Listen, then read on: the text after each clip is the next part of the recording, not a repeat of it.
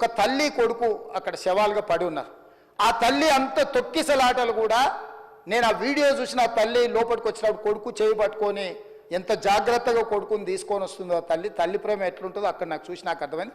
ఆ శవాలుగా మారిన తల్లి కొడుకు చేయి ఇడవలే అధ్యక్ష, అట్లే చేయి బిగ్గర పట్టుకొని పోలీసు వెళ్ళి చూస్తే ఆ తల్లి ఆ పిల్లగాడు ఆ తల్లి ఆ చెయ్యి వదలకుంటే కన్నబిడ్డను పట్టుకుని తల్లి చచ్చిపోయింది అధ్యక్ష. అట్లాంటి సిచ్యువేషన్లో పోలీసులు తల్లిని కొడుకుని హాస్పిటల్కి అక్కడ ఫస్ట్ ఎయిడ్ ట్రీట్మెంట్ చేసిండ్రు. పోలీసులు ఏం డాక్టర్లు కాదు, హుటాహుటిన తరలించిండ్రు. హాస్పిటల్కి వెళ్ళిన తర్వాత తల్లి చచ్చిపోయింది, పిల్లోడు కోమాలుండు. ఆల్మోస్ట్ పోలీసులు పిల్లవాడు కూడా చచ్చిపోయింది అనుకున్నారు. బ్రెయిన్ డెడ్ అయింది, ఆక్సిజన్ అందక ఆ అబ్బాయికి. సో ఆ సిచ్యువేషన్లో వెనక్కి పోలీసులు వచ్చి హీరో గారికి విషయాన్ని తెలియజేసి హీరో గారు వెళ్ళిపోతే హీరో ఎందుకు వెళ్ళిపోవాలనుకుంటారు పోలీసులు అంటే ఇంకా వేలాది మంది అభిమానులు అక్కడనే ఉన్నారు. చక్కగా డీసీపీ పోయి హీరో గారికి బయట చనిపోయినరు, పరిస్థితి చాలా గందరగోళంగా ఉన్నది, మీరు ఇక్కడ నుంచి కదలాల్సిందే, లేకపోతే మిమ్మల్ని పోలీస్ స్టేషన్కు తీసుకెళ్లాల్సిన పరిస్థితి వస్తుంది, మీరు ఇక్కడ నుంచి కదలాల్సిందే అని బలవంతంగా అతన్ని సినిమా మధ్యలో 12 గంటల సమయంలో, రాత్రి 12 గంటల సమయం అట్టిగా ఆ సమయంలో అతను తీసుకొచ్చి బండెక్కిస్తే మళ్ళీ అతను రూఫ్ టాప్ ఓపెన్ చేసి మళ్ళీ చేతులు ఊపుకుంటూ రోడ్ షో చేసుకుంటూ అంటే తల్లి చనిపోయి పిల్లగాడు చావు బతుకుల మధ్యలో ఉన్నాడు, మీరు వెళ్ళండి అని వెనక్కి పంపిస్తే కూడా మళ్ళీ కారులో రూఫ్ టాప్ ఓపెన్ చేసి చేతులు ఊపుకుంటా అభిమానులను సంతోషపెట్టుకుంటా రోడ్ షో చేసుకుంటా అతను వెళ్ళిపోయింది అధ్యక్ష. పోలీసులు కేసు చేసిరు, కేసు మీద థియేటర్కి సంబంధించిన కొంతమందిని అరెస్టు చేసిరు. అరెస్టు చేసి 10-11 రోజుల తర్వాత పోలీసు హీరో గారింటికి వెళ్ళిండ్రు. మీరు కూడా కేసులో A11 మీ మీద కేసు ఉందని చెప్పడానికి పోలీసులతో దురుసుగా ప్రవర్తించిండు. మీరు ఆ వీడియోలన్నీ కూడా చూసిండ్రు. ఆ పరిస్థితిలో చట్టాన్ని అమలు చేసే పోలీసులు ఆల్రెడీ ప్రాణాలు పోయినాయి, ఒక నిరుపేద తల్లి చనిపోయింది, కొడుకు చావు బతుకుల మధ్యలో ఉన్నాడు. ఆ రోజు కోర్టుల కేసులు కూడా వస్తున్నాయి. కోర్టుకు కూడా మీరు విచారణలు ఏం చేసిండ్రని కోర్టుకు కూడా పోలీసులు జవాబు చెప్పాల్సిన పరిస్థితి ఉండే అధ్యక్ష. దాంతో మాట్లాడితే వాళ్ళు చాలా బాధ్యతారహితంగా సమాధానాలు ఇచ్చారని మా పోలీస్ సిబ్బంది చెప్తాను.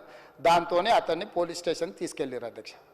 ఇక్కడి వరకు ఒక హీరో, ఒక థియేటర్లో జరిగిన సంఘటనలు, వీటన్నిటి నేపథ్యంలో పోలీసులు వాళ్ళ విధి నిర్వహణ నిర్వహించారు అధ్యక్ష. నెలకు 30,000 జీతంతో పనిచేసి ఒక ప్రైవేటు చిన్న దాంట్లో ఉద్యోగం చేసుకునే తండ్రి తన కొడుకు ఆయన అభిమానాన్ని కుటుంబము 12,000 రూపాయలు, 3,000కు ఒక టికెట్ 12,000 రూపాయలు పెట్టి సినిమా థియేటర్కి వెళ్తే థియేటర్లో చనిపోయిన 11వ రోజు వరకు వీళ్ళు ఎవరు హీరో కానీ ప్రొడ్యూసర్ కానీ ఎవరు కానీ ఆ కుటుంబాన్ని, చనిపోయిన కుటుంబాన్ని కానీ హాస్పిటల్లో చావు బతుకుల మధ్యలో ఉన్న పిల్లవాడిని పరామర్శించడానికి కూడా పోలేదు అధ్యక్ష. ఇది ఏ రకమైన మానవత్వం అధ్యక్ష? నాకు అర్థం కాలే.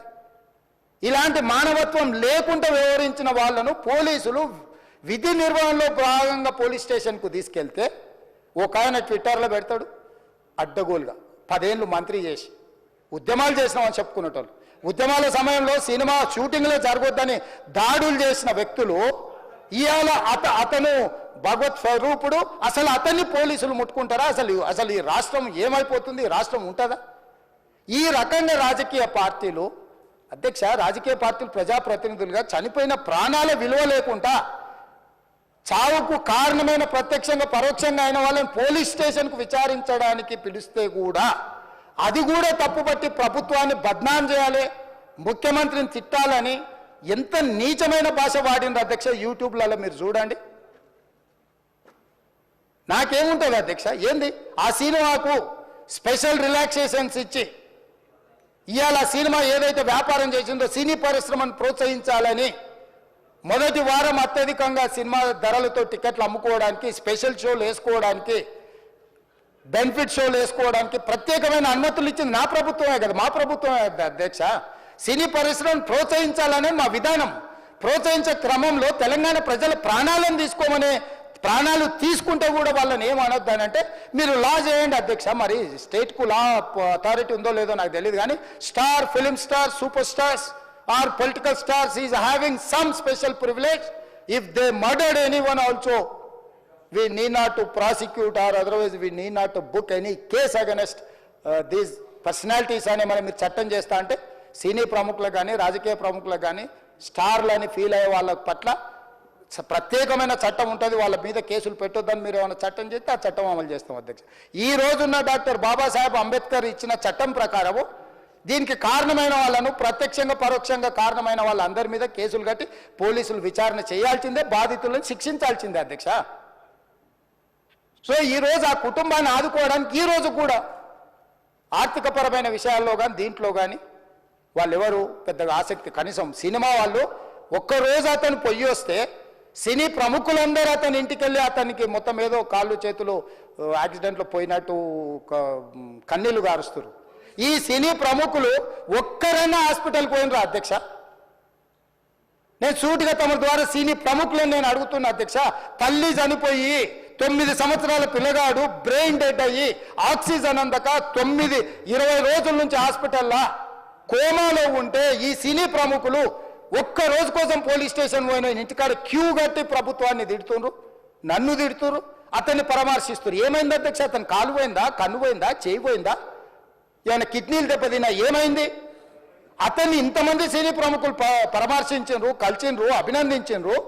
కానీ ఆ పిల్లగాన్ని కనీసమన్నా పరామర్శించడానికి సినీ ప్రముఖులు ముందుకు రాలేదంటే సినిమా ఇండస్ట్రీలో ఉన్న ప్రముఖులు ఏం ఆలోచన చేస్తుండ్రో, ఏం కోరుకుంటుండ్రో నాకైతే తెలియదు. ఒక ప్యూర్లీ ఒక యాక్సిడెంట్, ఇది ఒక హ్యూమన్ యాక్సిడెంట్, ఎవరి కంట్రోల్లో లేదు. ఫస్ట్లీ అది అందరికి చెప్దాం అనుకున్నాను. And my first condolences to the family. నా ఫ్యామిలీకి నిజంగా జరిగింది చాలా చాలా చాలా అన్ఫార్చునేట్. ఎందుకంటే నేను చాలా బాధపడతాను అలాంటి విషయాలు. ఎందుకంటే నేను ఎస్పెషల్ యాజ్ ఫిలిం పర్సన్గా నా లైఫ్ అంబిషనే దాట్ యూనో థియేటర్కి వచ్చిన జనాల్ని ఎంటర్టైన్ చేద్దాం. అరే మీరు వచ్చి మిమ్మల్ని థియేటర్కి వస్తే మిమ్మల్ని అందరూ నవ్వుతూ పంపించాలనే నా ఇంటెన్షన్. అబ్బా, మీ మనసుల్ని గెలిచి పంపించాలనుకునే మనిషిని అలాంటి థియేటర్లో అలాంటి థియేటర్ని టెంపుల్ లాంటిది, అలాంటి థియేటర్లో ఒక యాక్సిడెంట్ అయిందంటే నాకంటే బాధపడేవాడు ఉంటాడా ఎవరైనా? నాకు నిజంగా బాధగా ఉంది. So condolences to the family. I really wish good.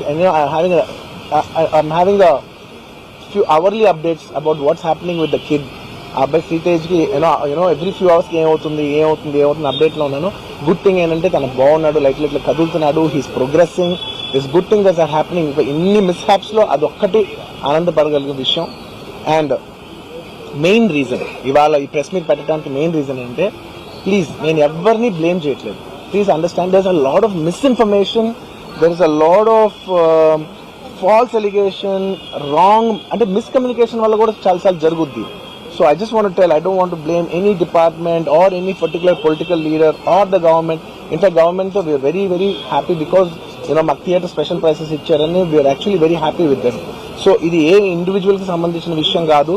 I just want to address everybody that there's a lot of misinformation. నేను ఇలా బిహేవ్ చేశాను, నేను అలా అన్నాను, నేను ఇలా చేశాను అనేది రాంగ్ ఎలిగేషన్స్ పడేసరికి I'm feeling extremely, how do you say,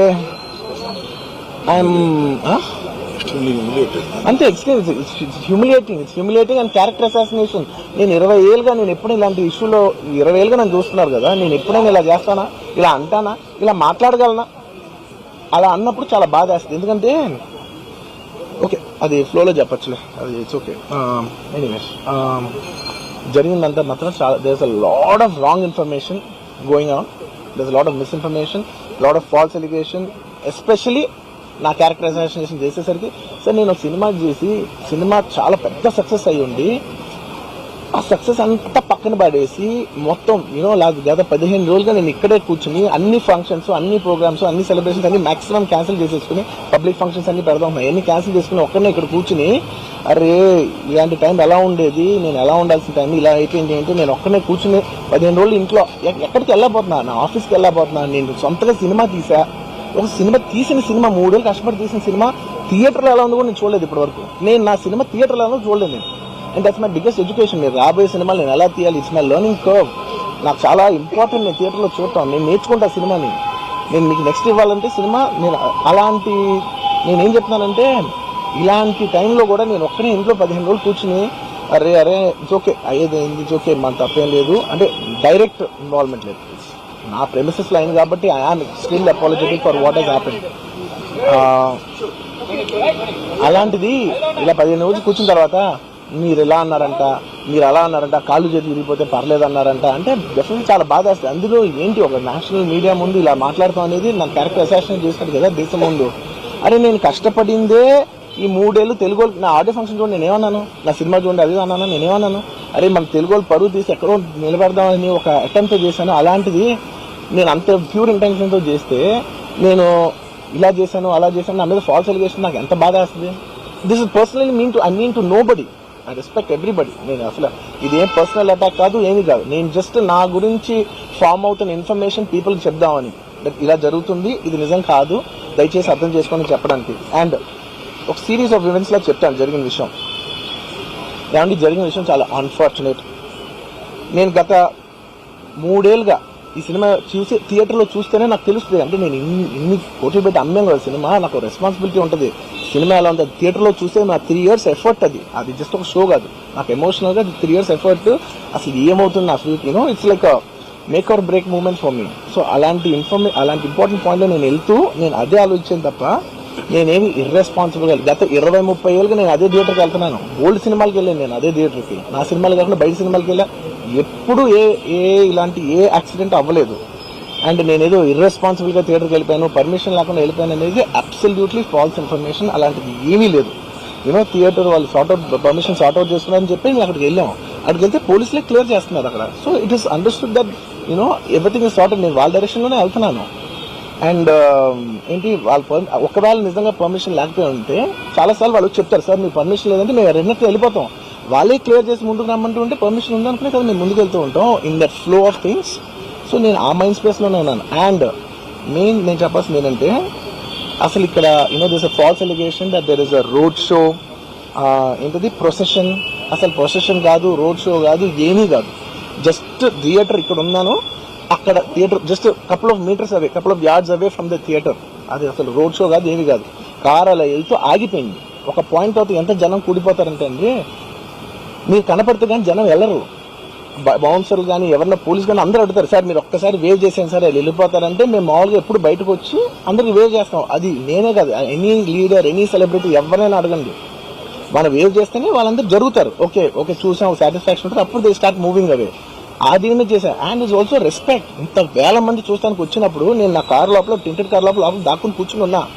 but అంతమంది అంతమంది వచ్చినప్పుడు వాళ్ళకి ఏం కావాలి, హీరో అనుకుంటాను నేను. అరే నేను బయటకు వచ్చి ఒక్కసారి వాళ్ళందరికీ థ్యాంక్ యూ ప్లీజ్ పదండి ఇలా అంటుంటాను. మీకు చూడండి నా జస్టిస్ అని చూడండి, ఇలాంటే ఇలా పదండి అంటే నేను చెప్తేనే వాళ్ళు వెళ్తారు. అది పోలీసులు కానీ బౌన్స్ కానీ అందరూ మేనేజ్మెంట్ అందరూ వెళ్తారు. సార్ మీరు చెప్తేనే వింటారు, ఒక్కసారి మీరు చెప్పండి అంటే మేము వచ్చి బయటకు వచ్చి ఇలా వేవ్ చేసి ఇలా అంటే వాళ్ళందరూ జరుగుతుంటారు. That is how we went into the theatre. And థియేటర్కి వెళ్ళిన తర్వాత what I wanted to say is that there's a misinterpretation అనుకోండి, మిస్ఇన్ఫర్మేషన్ అనుకోండి, ఫాల్స్ ఇన్ఫర్మేషన్ అనుకోండి, ఏమనుకోండి. It is no road show, it is no procession. Just థియేటర్కి వెళ్తుంటే జనాలు ఎక్కువ బయటకు వస్తే జస్ట్ అలా వేవ్ చేసి మళ్ళీ లోపలికి వెళ్ళిపోయి మళ్ళీ థియేటర్ లోపలికి వెళ్ళిపోయాం. అండ్ థియేటర్ లోపల మీ సినిమా చూసి కొంచెం సేపుకి సార్ నా వర్క్ అసలు ఏ పోలీసు కానీ ఎవ్వరూ నాకు వర్క్ అసలు నన్ను కలవలేదు, నాతో ఏం చెప్పలేదు. నాకు చెప్పిందల్లా అది పైగా మా మేనేజ్మెంట్ సైడ్ నుంచి వాళ్ళు మా వాళ్ళు వచ్చి చెప్పింది ఏంటంటే, సార్ బయట ఓవర్ క్రౌడ్ అవుతుంది, మీరు దయచేసి వెళ్ళిపోండి అని చెప్పారు. వాళ్ళ పోలీసు వాళ్ళందరూ బయట చాలా మంది ప్రాబ్లం అవుతుంది సార్, ఓవర్ క్రౌడ్ అవుతుంది, మీరు వెళ్ళిపోండి అంటే నేను వెళ్ళిపోయా. సినిమా స్టార్టింగ్ కొంచెంసేపు నేను వెళ్ళిపోయా.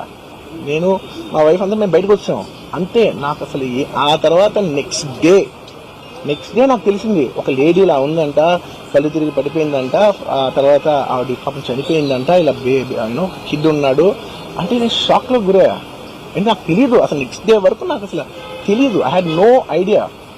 ఎందుకంటే నేను నా పిల్లోనే పక్కన పెట్టుకున్నా, నా వైఫ్ నా కొడుకు నా కూతురు థియేటర్లోనే ఉన్నారు. నాకు తెలియదు. నిజంగా అలా జరుగుండి ఉంటే నాకు తెలిసి ఉంటే నేను వాళ్ళు తీసుకుని వెళ్ళిపోతాను కదా, మినిమం కదా, ఎవరైనా వాళ్ళ పిల్లలు వాళ్ళు తీసుకుని వెళ్ళిపోతారు కదా. నాకు తెలియని కూడా తెలియదు. సరే పిల్లలు వాళ్ళు చూసుకుంటారు, మనం వెళ్ళిపోతే క్రౌడ్ క్లియర్ అయిపోతే ప్రాబ్లమ్ సాల్వ్ అయిపోతే నేను వదిలేసి వెళ్ళిపోయా. అలాంటిది నాకు తెలిసి కూడా నేను సినిమా చూస్తూ ఉన్నాను, ఇలాంటి ఫాల్స్ అలిగేషన్స్ వస్తే చాలా బాధ వేస్తుంది. పిల్లలు ఉన్నారు సార్, పిల్లలు వదిలేసి వెళ్ళిపోతాను నేను. నాకు నా పిల్లలంటే ఎంత ఇష్టం తెలుసు, ఎవరైనా ఉంటారు కదా తీసుకుని వెళ్ళిపోతారు కదా. అలాంటి నాకు క్లూ కూడా లేదు. నేను ఇంటికి వెళ్ళిపోయిన తర్వాత నేను వెళ్ళిన నెక్స్ట్ డే నాకు మార్నింగ్ తెలిసి నాకు చనిపోయారంటే షాక్ అయ్యాను. నేను షాక్ అయ్యి ఇమీడియట్గా నేను బాస్కి ఫోన్ చేశాను, మా బన్నీవాస్కి ఫోన్ చేసి బాస్ ఇమీడియట్గా హాస్పిటల్కి వెళ్ళి వాళ్ళ కలు నేను వస్తానంటే సార్ నేను మొత్తం అక్కడ వెళ్ళి చెక్ చేసి వస్తాను, వాళ్ళందరూ ఎమోషనల్గా ఎలా ఉన్నారు ఏంటో మనం ఫస్ట్ చెక్ చేసుకున్న తర్వాత మీరు దిగాలి, ఒక్క నిమిషం ఆగండి సార్ వెళ్ళిపోయాడు.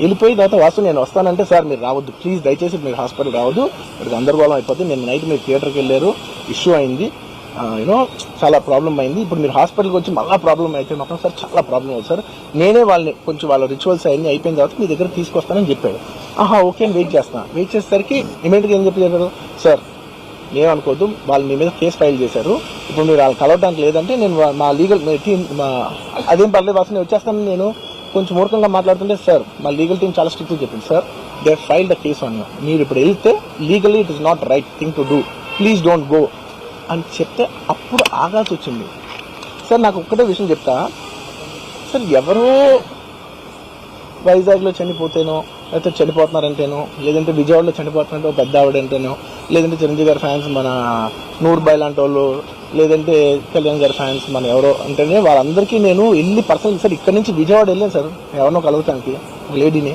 ఒక వైజాగ్ వెళ్ళాను ఇక్కడ నుంచి ఎక్కడో ఉప్పళ్ళు ఉంటే ఎక్కడో దాటుంటే అక్కడికి వెళ్ళాను అలాంటిది నా ఓన్ ఫ్యాన్స్ నాకు నా ఫ్యాన్స్ అంటే ఎంత ఇష్టం మీ అందరికీ తెలుసు అలాంటి నా ఓన్ ఫ్యాన్స్ నా ఓన్ థియేటర్లో నేను ఉన్న ప్రెమిసెస్లో అలా జరిగిందంటే నేను వెళ్ళి కలవనాలని వాళ్ళు కలవాలి నాకు ఉండదా అది మినిమం కదా అసలు ఎవడైనా వెళ్ళి కలుస్తారు ఎందుకు కలవను నేను కలవపడడానికి ఏంటి రీజన్ ఏంటంటే I'm legally I'm tired I can't go అంత మాత్రం నేను స్పందించలేదు అని అనడానికి కూడా లేదు సో నాకు ఏం చేయాలో తెలియక నెక్స్ట్ డే సరే వాసు మనం వెళ్ళకపోతే బాగోదు ఏం చేయాలో తెలియక అప్పటికప్పుడు ఒక వీడియో పెట్టాను ఎందుకంటే నేను కూడా షాక్లో ఉన్నా